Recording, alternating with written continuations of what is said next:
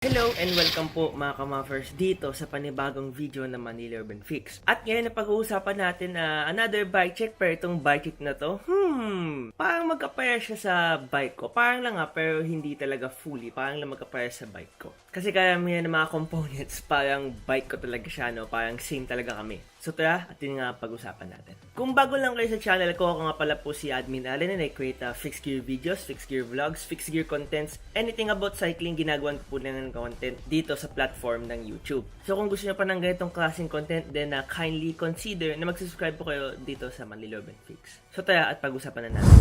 So as usual, unahin po muna natin yung frame set, pagkatapos frame set, wheel set, after ng wheel set, crankset, then after ng crankset, yung last, yung cockpit. At sa cockpit naman, yung sa likod, yung seat post, yung upuan, isasama na din natin para tuloy-tuloy na po hanggang sa front. So tara, at simulan na nga po natin. So ang pinakauna, ito ay ang Sinelli Mash Parallax Optical Size 50 na frame set. Alam naman natin na itong frame set na to, magaang siya. I mean, hindi siya kasing gaang na iba, pero magaang siya. Tubing niya is Columbus Airplane. Columbus Airplane, 7000 series na aluminum. Alam naman natin yun ay matibay, stiff, at gawa pa ng Columbus. Yung Columbus nga pala, good makers na mga tubings para sa bike.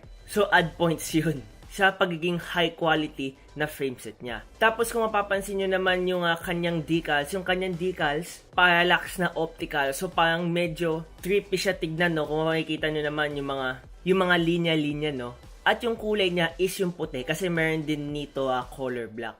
And of course, yung headset niya, Columbus headset. Tapos yung tinidor naman niya is alu carb. Alu sa taas, then carbon sa ilalim. At itong frame set ito ginagamit din sa mga pangkaya, pang trick. So itong frame set ito talaga is solid na solid. Ang hindi lang dito solid ay yung price tag niya. Kasi 50,000 pesos yan na SRP brand new. So masakit sa bulsa yan. Pero anyway, sobrang solid na frame na to. Sarap pang hataw, sarap pang crit. Naranasan ko na to sa panghataw, kaya solid talaga. Yung geometry niya, swak. At doon naman po tayo sa kabila. At yun po ay ang wheelset. So ang wheelset naman natin, Mavic Ellipse, alam ko din yan. Kasi yan ang wheelset ko dati. So anyway, itong Mavic Ellipse, alam naman natin na hindi siya kasing gaang. Even though na 2020 siya instead of 2024. Dahil medyo madaming material na ginamit siya compared sa mga ibang wheelset. Kasi itong wheelset na to is built for sprinting and for training sa mga pinakamalalakas na mga atleta sa larangan ng velodrome, sa larangan ng track. Kasi itong Mavic Ellipse na to, sobrang stiff nito dahil sa kanyang design na straight pull hubs. Tapos yung spokes niya, sobrang bladed, ultra bladed spokes. At hindi lang yung 2020 lang siya, hindi 2024. Therefore, sobrang aero nito. At kung mapapansin nyo naman yung decals, pogi na pogi. Kitang-kita nyo yung pagka-Mavic tapos Ellipse. Suabe. Tapos, naka 14T siya ngayon dun sa likod. Then, yung likod niya is a thick slick na gulong. Alam mo naman natin itong thick slick na to, pang matagalan to. Pero medyo lang madulas dahil walang thread. Tapos, yung harap nito is a Chaoyang na gulong. At alam naman natin yung Chaoyang, mura na, solid pa. Kaya itong wheelset na to, solid, stiff, aero, tsaka ginagamit siya ng maraming mga fixie boys dahil sa kanyang reputation dito sa fixed gear scene at fixed gear community.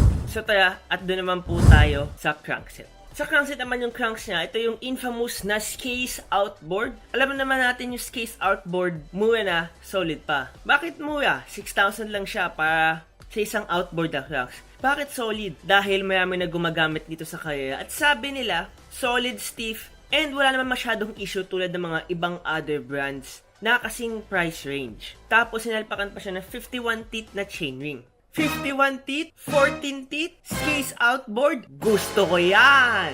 So ito mga combination na to, tapos salpakan mo pa siyang jet black na Izumi chain. Oh my god, ang pogi na ng bike mo. Tapos yung pedal nga pala niya is a RS500 cleats pedal na galing sa Shimano. Composite material, malapad na platform, maganda yung power transfer. So itong crankset niya, pati sa wheelset niya, ang ganda ng combination niya, solid na solid. Sana all men, may jet black na kadena. Heist. Anyway, doon naman po tayo sa cockpit. So sa cockpit po, idadami na po natin yung likod para pagdating sa harap, diretso na po tayo. So sa likod naman, is a Sinelli seat clamp.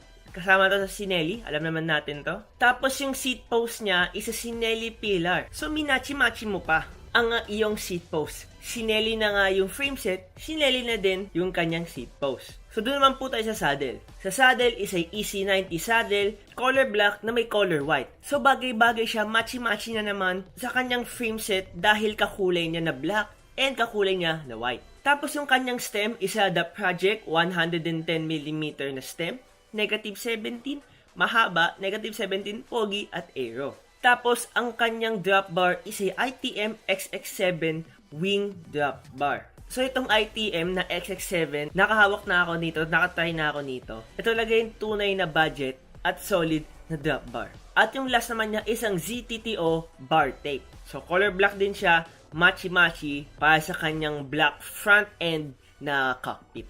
So tayo at i-rate naman natin itong bisikleta na to. Meron running joke dito sa Manila Urban 6 na hindi ko talaga siya ni-rate from 1 to 10. Ni-rate ko siya ayon sa nakikita ko or naramdaman ko, na-feel ko about dito sa bisikleta na to. So itong bike na to, ang masasabi ko lang, from 1 to 10, the dream bike. Bakit siya the dream bike? First, alam naman natin itong frame set na to is the dream frame set. Tapos itong wheel set, another the dream wheel set. Tapos sinalpakan mo pa ng mga magagandang components. Ano makukuha mo? Dream bike. And of course, sa dream bike na to, makukuha mo yung performance gain na hinahanap mo.